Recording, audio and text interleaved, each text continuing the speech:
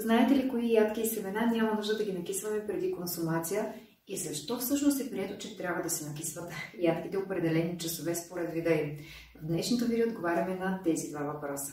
Ядките съдържат фитинова киселина и ензимни инхибитори, което ги прави много трудни за усвояване от нашия организъм.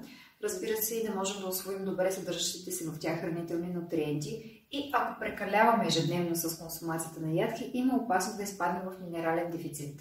И накисването, разбира се, решава този проблем. Неутрализира се фитиновата киселина, изключват се ензимните инхибитори и ядките стават много по-лесни за усвояване от нашия организъм и много по-пълноценни като хранителна стойност. И така по този начин решаваме проблема, но дали винаги ще имаме време да си подготвим ядките, да са накиснати съответните часове за нашата закуска?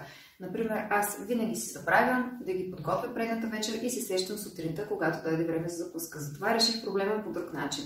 Проучих кои ядки и семена няма нужда да бъдат накисвани изобщо, могат да се консумират директно и съм си подготвила една смес, която е универсална и мога директно да я добавя към своята закуска. И изброявам кои ядки и семена може да не накисвате изобщо, ще ви ги прочета, за да не пропусна някое.